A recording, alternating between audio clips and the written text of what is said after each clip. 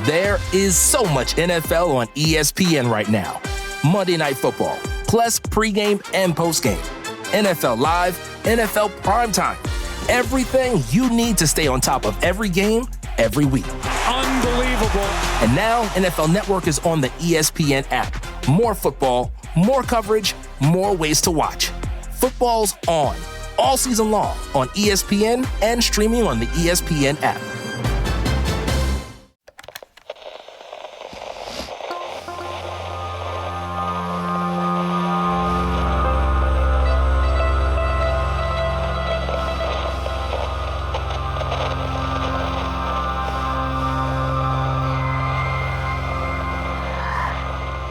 Hello, everyone, and welcome back to another episode of the Lunatics Radio Hour podcast. My name is Abby Branker. I'm sitting here with Alan Kudan. Hello.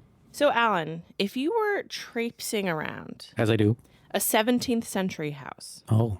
and you found like a loose floorboard, and you decided to, be a little nosy and lift it up. I mean, my first concern is that this is a safety hazard. Right. You've got to investigate. Well, yeah. I'm also like, am I now looking?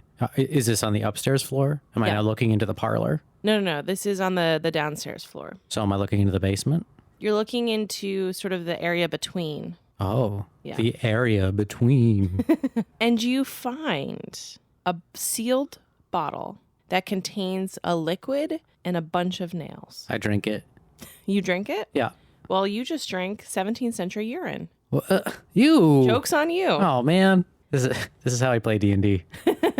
Archaeologists have found these bottles hidden inside old houses, buried beneath floors, placed near hearths, and sometimes buried in gardens or churchyards. The bottles are said to contain urine, dozens of bent nails, pins, human hair, and scraps of fabric. Today we are talking about the history of witches' bottles. Oh.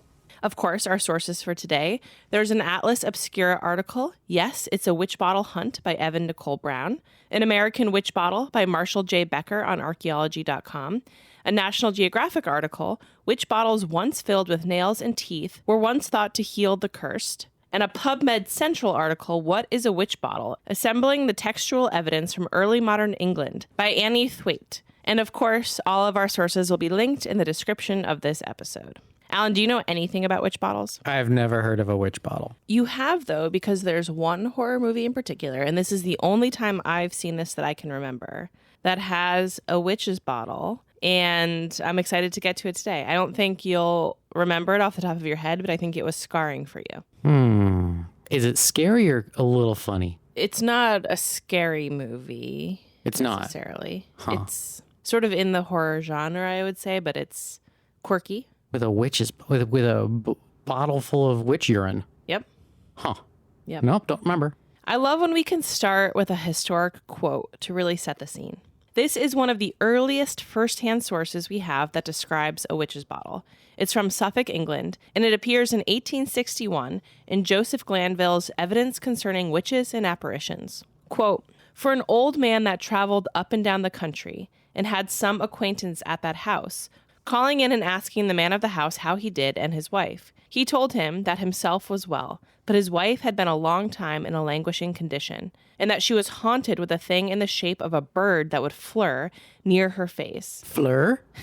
What is fleur? Like, brrr, flutter. Having a bird go like right in front of your face sounds like really cute the first time and then incredibly annoying like by the 12th. Exactly. You would be in a languishing condition too. Ugh, I hate seagulls. It's true you do. And that she could not enjoy her natural rest well. The old man bid him and his wife be of good courage.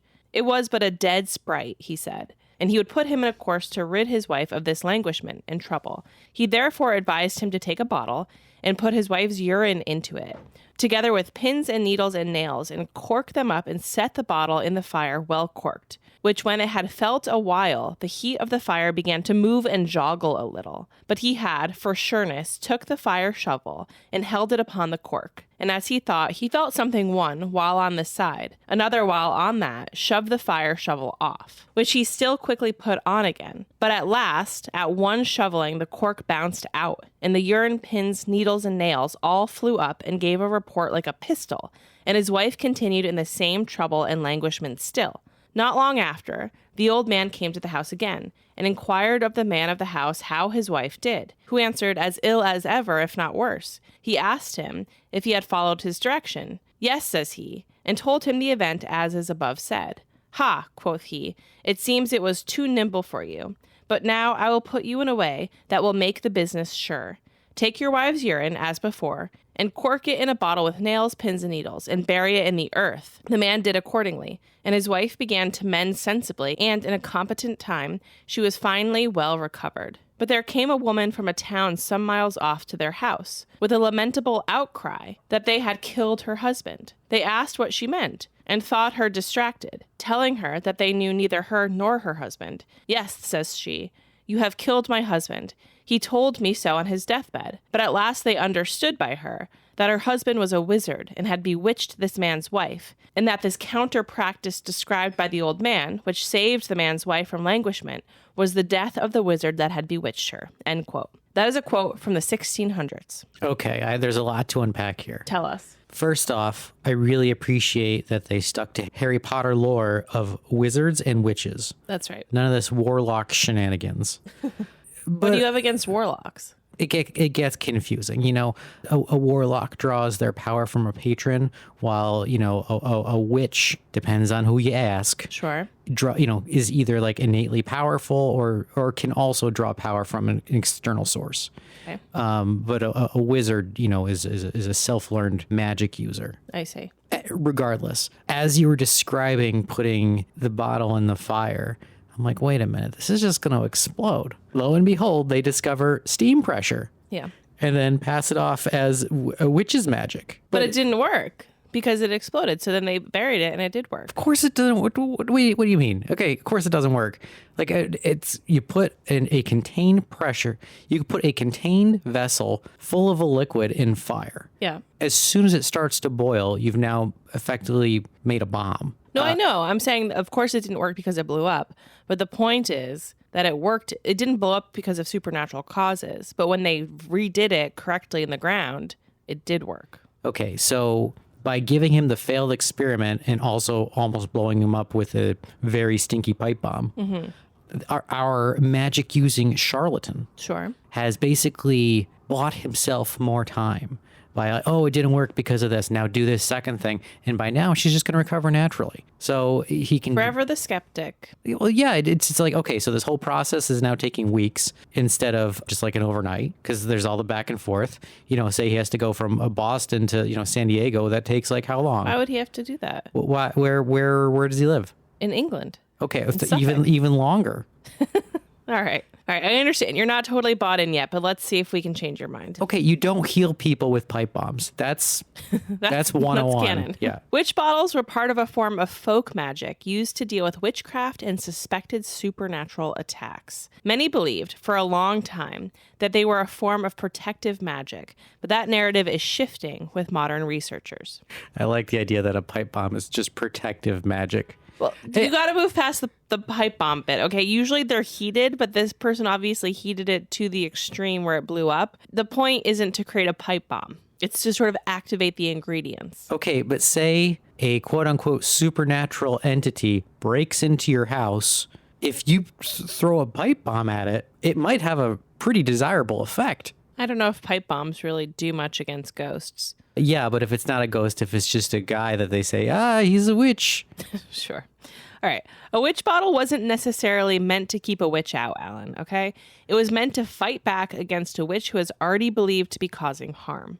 If someone was sick, behaving strangely, having unexplained symptoms, or believed themselves cursed, a healer might prescribe a witch bottle as a remedy. If a person believed they had been cursed, they would take their own urine, put it into a bottle with sharp objects and other ingredients, seal it, and then either heat it or bury the bottle. The idea was based on sympathetic magic. The person's urine, or another bodily substance, created a magical connection between the bottle and the victim. The pins, nails, hair, etc. were then used to transfer the victim's suffering back onto the supposed witch who was causing the suffering. Heating or boiling the bottle was intended to torment the witch and force the curse to end. Yeah, and a pipe bomb will transfer the suffering back to the witch really, really fast. Did they have pipe bombs at this time? You just described one. But I mean, did they use them in warfare at this time? Like, when were pipe bombs, with the advent of gunpowder? So yes, it exists in a different. Yes, it exists. But anytime you have an enclosed vessel, like, you're gonna have something that explodes. Like a Molotov cocktail too. Sure, they certainly had spirits that burned. In some cases, the ritual was intended to force the witch to suffer enough pain that they would break the curse. Sometimes the person making the bottle believed the ritual could actually kill the witch. Yep. The practice was particularly associated with England during the second half of the 17th century, although related forms of magical bottle charms existed elsewhere and continued for centuries. But the history of witch bottles is more complicated than the name suggests. The people who made them did not call them witch bottles at the time, right? Research by historian Annie Thwaite found that the earliest known use of the term witch bottle dates to 1845 in a catalog from the Saffron Walden Museum. So that was the first time when they were labeled as such. But let's talk a little bit about what the contents of these bottles were and what types of bottles were used and how it all worked, in case you want to make one at home. Yeah, there's a great guide on this. It's just called the Anarchist Cookbook. The containers were usually ordinary household vessels. Many were stoneware jugs, including the distinctive Bellarmine or Bartman bottles that were imported into England from continental Europe. Some of the earliest examples of witch bottles were made with these strange bottles known as Bartman jugs. They're also called graybeards. I'm going to show you an example, Alan, so you can just see how weird they are. Okay. They have these like faces on them. Oh, wow. I'm looking at bottles that have like intricate faces carved into them. It looks very corrupt potion-y. The interesting thing is that these were just like a type of jug or bottle that was available, right, like in the world. They were not being created for the use of witches' bottles. But because they work so well for it, a lot of the examples that exist use these kind of like creepy faced bottles, but the faces were not like being carved in as part of the ritual or anything. The bottles just already had the faces on them. Yes, exactly. We got to get some of those. Yeah, they're very expensive. These vessels sometimes had a bearded face molded on the front. They were typically brown or gray. The name Bellarmine came from the Italian cardinal and Catholic inquisitor, Robert Bellarmine, whose likeness was believed to resemble the bearded face on the jugs. The vessels became common in England and other parts of Europe during the 16th and 17th centuries, and were originally used as an ordinary container for liquids. Because they were readily available and sturdy enough to be buried, they were later repurposed for magical practices, including the creation of witch bottles. There you go. Later examples used glass bottles, small glass vials, and other readily available containers. There was no single type of vessel required for the practice. What made a bottle a witch bottle was not the container itself, but it was what was placed inside and how it was used. So as we've discussed, witch bottles could contain urine, pins, nails, needles, hair, cloth, teeth, thorns, salt, coins, bones, and other objects. Each was unique. There was not like kind of like a standard spellbook recipe, right? The contents depended partly on the particular magic or medical theory being followed. Urine is one of the most common and most important ingredients associated with the traditional witch bottle. Though it seems gross, bodily fluids had a long history in magical and medical practices. Urine was believed to retain a connection to the person who produced it. So if you wanted to affect a person at a distance, something that had physically come from their body would serve as a magical link. In the case of a witch's bottle, the urine connected the bottle to the person who was suffering. Once that connection had been established, the other ingredients would be used against the witch. It's kind of interesting because I think sometimes in other like pop culture witchcraft, you like take a part of a person's hair or something for the spell, but it's like not in a curative way. It's like that's the person you're targeting. Yeah, think of the voodoo doll. Right. Yeah. So the sharp objects were obviously an incredibly important feature. Well, yeah, that's the shrapnel. The idea was that the witch would feel the same pain caused by the objects inside the bottle. Sometimes the pins or needles would be bent. The combination of bodily fluid, sharp metal heat, and confinement created a ritual designed to cause suffering. So the idea of burying it or heating it was because they thought it was important to keep it warm. And they thought that this heat would be felt directly by the witch, right? One 17th century medical text describes a procedure involving urine sealed in a bottle with, again, nails, pins, etc. The author claimed that if the bottle remained this way for long enough, the witch would be grievously tormented. And again, this is from a 17th century medical text. One archaeological example found in Battersea was a 17th century stoneware Bartman bottle, so one of the bottles with the faces, dated back to 1669. It was found with a cat skull in a pit that may have been located beneath the floor or near the foundation of a house. So the cat was the witch? I think it's indicative of a ritual that's happening, right? So cats occasionally appear in the archaeology of folk magic, although they are not a standard ingredient in the classic witch bottle recipe. Dried or buried cats have been found concealed inside historic buildings in Britain. Yeah, but so much of those is just like a cat snuck in and got sealed. But some may have been associated with protection magic. So they did have like a separate... Just like the Egyptians? That's right. To understand why someone would make one of these objects, we have to look at the widespread belief in witchcraft during the early modern period. In England, witchcraft was legally treated as a crime beginning in the 16th century. Laws passed in 1542, 1562, and 1604 made various forms of witchcraft punishable, including by death. During the period of the European witch hunts, people could believe that illness, misfortune, unexplained behavior, crop failures, livestock deaths, or other problems had been caused deliberately by another person using magic.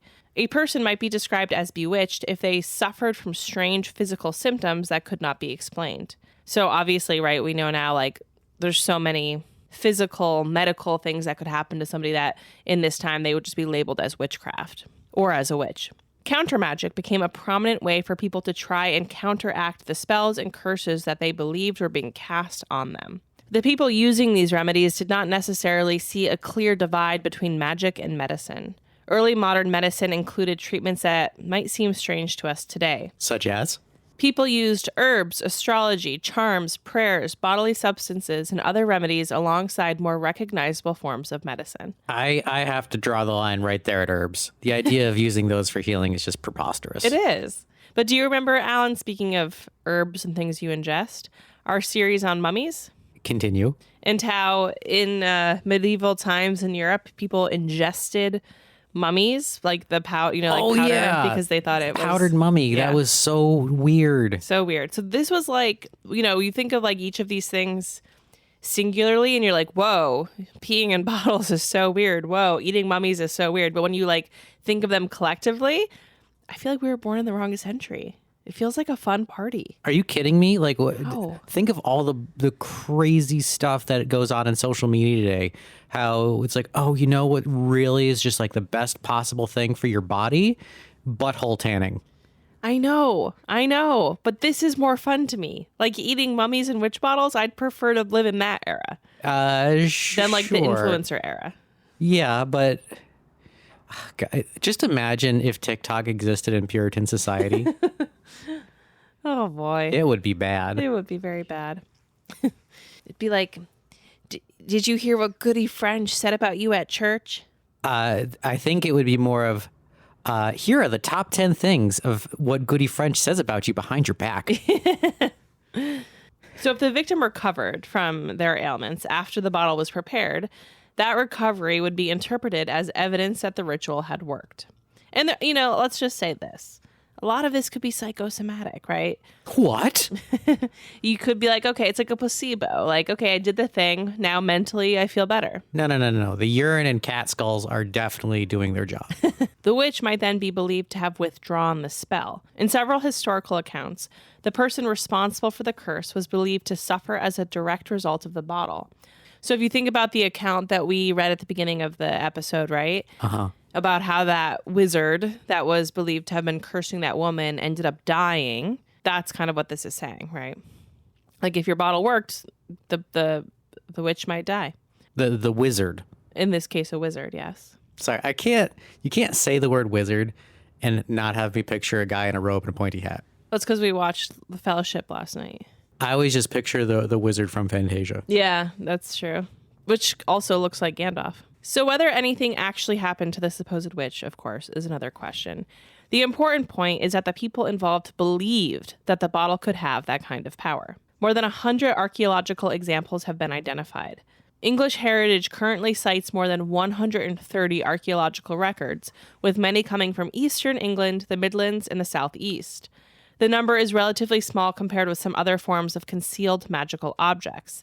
Thousands of concealed shoes, for example, have been found inside historic buildings. Ew.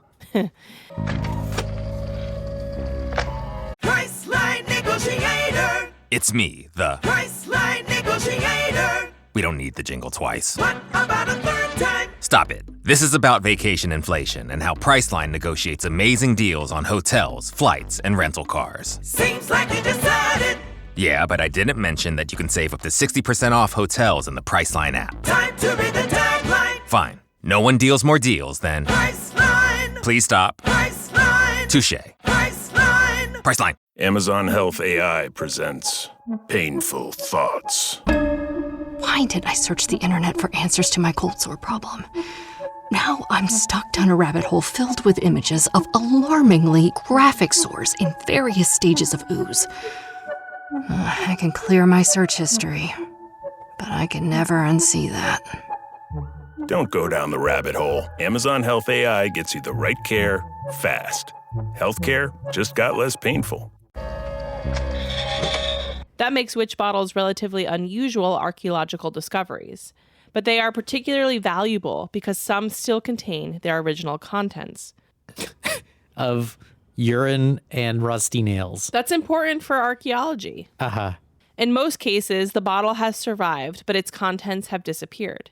In others, archaeologists have been able to examine exactly what someone placed inside hundreds of years ago. One of the more recent and unusual examples was discovered beneath Rochester Independent College in England. The bottle was originally excavated in 2004 from a 17th century privy, but was not recognized for what it was until years later. When it was examined, researchers found a collection of objects inside, including copper nails, a coin, a tooth, and hair. The bottle was dated to the late 17th century. The contents give us a physical record of a ritual that would otherwise survive only in written descriptions. Someone deliberately assembled these objects, placed them inside the bottle, sealed it, and concealed it. Then it remained there for centuries.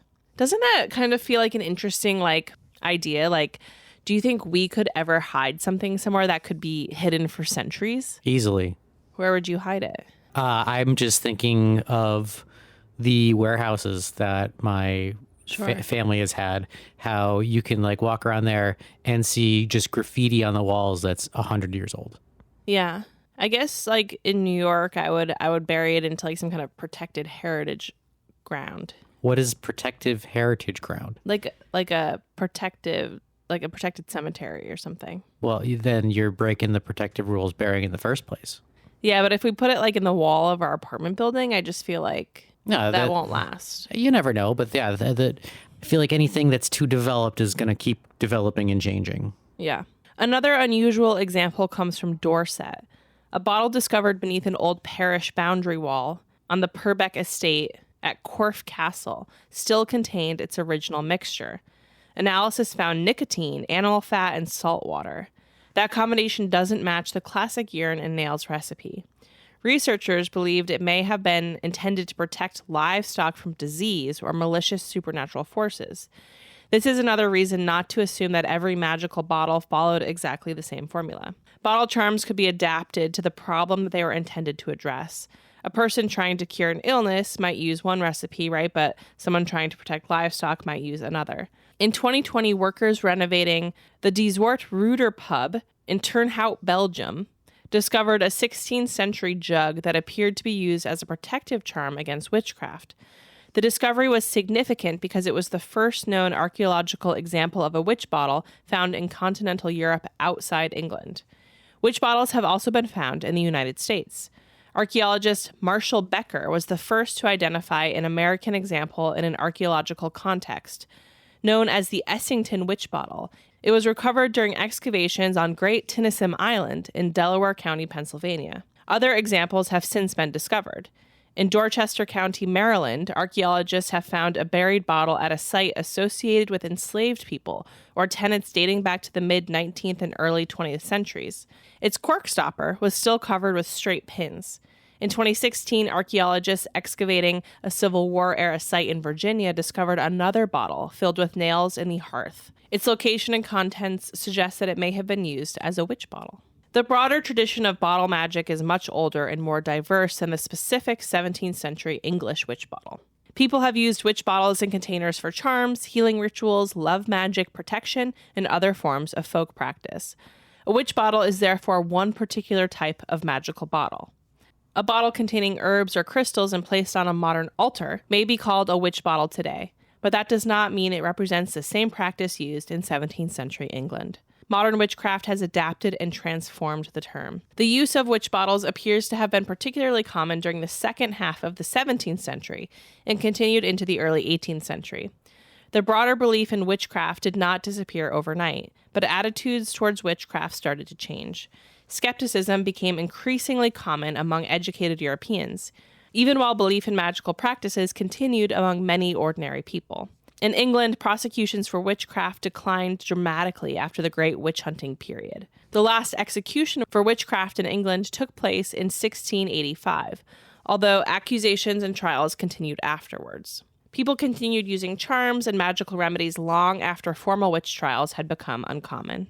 The witch bottle was therefore part of a much larger transition in how people understood illness, magic, and supernatural threats. So, Alan, you've had some time to think about this. Boy, have I. Do you remember? What does that mean? Are you bored? That was a lot of listing of stuff. Do you remember? Has your memory been jogged around what horror movie uses a witch bottle? No, because instead I was thinking of where would I bury something that it would last for hundreds of years. Okay, where have you decided? I have the perfect answer. Okay. The moon. How are you going to get to the moon? I'm so glad you asked that question. Did you know that you can now have something shipped directly to the moon with DHL? Where does it go? They just drop it on the moon. They literally just fly over and drop it. But So just thuds onto the moon. What if it's like a nuclear bomb? Well, first off, nuclear bombs are incredibly heavy. Why would anybody let this happen? And how do they... Wait, is this real? Yes, this is real. I did a commercial about it. How? How is it allowed and why? Why does DHL have rockets? Why would it not be allowed? Why are we just throwing shit on the moon? Excellent question. So the two main clients, I guess, that are shipping things to the moon are, one, people that are just dropping little bits of infrastructure. So, pieces of refining equipment, because eventually the idea is that throughout all these trips, you have enough machinery to set up a refinery. I forget exactly what they're refining, but they can turn it into, they can turn basically like moon dust into hydrogen or something. Okay. And could theoretically turn the moon into a refueling station. So the idea is something wouldn't have to land on Earth to refuel. It can just refuel at the moon, which would drastically affect space travel. Secondly, the main thing being shipped to the moon are remains.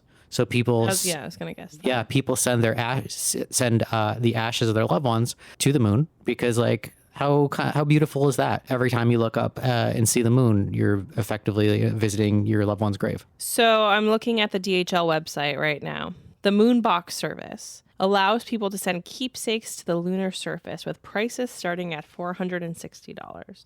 Yes, obviously it's weight based, but that's pretty reasonable. 1.2 million is the cost per kilogram of delivering payloads to the moon. Yep. So that's the thing. These shuttles are going regardless to make infrastructure runs, and so why not throw a few extra grams here and there? So you would put your thing on the moon. I actually think the moon, we don't know what's going to happen in a few centuries. Pretty soon we're going to have to start colonizing the moon, and then people are going to go up there and they're going to throw your little witch bottle into space. What colonizing of the moon are you expecting? Well, I just mean atmosphere. industrializing the moon, I guess. Wouldn't it make more sense to colonize Mars? Something that has a bit of an atmosphere that can also be terraformed? We might need to do both. The moon cannot be terraformed. What does terraformed mean? To change it to have a hospitable atmosphere for whatever species is terraforming it. We're a little off track here. Yeah, because you started talking about witch bottles, and I just want to talk about the moon. I first became aware of witch bottles after watching one of my favorite movies, The Love Witch. The Love Witch from 2016 was directed by Anna Biller. The film follows a character named Elaine, a modern witch who uses spells, potions, and ritual magic in her attempts to find love. Bottles and other containers are part of the film's visual language. While The Love Witch is not a historical depiction of the 17th century English witch bottle, it reflects the way the idea of a magical bottle has continued into modern pop culture. So there's a scene, right, where she fills a bottle with urine and a bloody tampon and some other things. Oh, yeah, I didn't like that. And that, to me, feels sort of like a play on a witch bottle in some ways. Like, I think she's using it to cast a love spell. That's not a play on a witch bottle. That's a witch bottle right there. That's a witch's bottle. Sure, it's a witch's bottle, but the intention is not like it's a little bit different. Witch bottles have experienced something of a revival in modern witchcraft and pop culture. Modern practitioners sometimes make bottles for protection, healing, luck, or other purposes. The ingredients today may include herbs, salt, crystals, written intentions, and other objects. These modern practices are not necessarily direct recreations of the 17th century English ritual. Again, the historical witch bottle had a very, very specific purpose. The history of the witch bottle is a history of people trying to make sense of things they could not explain. Illness could have an obvious physical cause, but it could also be interpreted as evidence of a curse. When someone believed they had been bewitched, medicine might not seem sufficient. So somebody walks into the doctor, a pipe bomb has gone off, and they're covered in shrapnel and says, "I think I've been cursed." Today, we can look at these bottles as archaeological evidence of a world in which magic, medicine, religion, and everyday life overlapped. And perhaps the strangest part is that many of these people never intended anyone to find their bottles.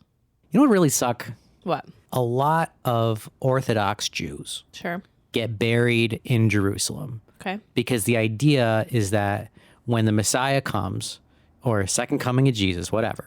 I thought they didn't believe in Jesus. It's correct. But the idea is... They believe in a Messiah. Yes. Okay. And so both Christianity and Judaism believe in a Messiah. The only difference being that... One is Jesus, one isn't Jesus. Or rather, Jews believe the Messiah has never been here. I see. And Christians believe he's been here, died, but when he comes back, second coming. Sure. Anyways, when the Messiah arrives, all of the dead are reconstituted, and then have to walk to Jerusalem. We really, really have to do a Bible horror episode. So that's one of the reasons why, they want to be buried just as is, no cremation, nothing, because they want their body intact. Well. I know. This gets really complicated if you're buried on the moon. Sure. You get resurrected, and then you're like, oh, shit. You just immediately die again. Well, I mean... You don't have any oxygen. Yeah, I don't know what the rules are about that, but just getting back from the moon is hard. You have to wait for the next DHL delivery. Could be 2 months. It's a flyover. You have to hop on, wave it down. Yeah, but it's a drone, so I don't know. Oh man, well, it gets complicated. It gets complicated. And then you wake up and you're on the moon and you're surrounded by a bunch of piss bottles. It's a bad day. And you think you're still living in the 17th century. Yeah. Oh man. Well, as always, thank you all so much for being here. This was a fun episode. I've had witch bottles on the brain recently, so I'm glad we finally got to talk about them. Stay spooky, stay well. We'll talk to you soon. Bye. Bye.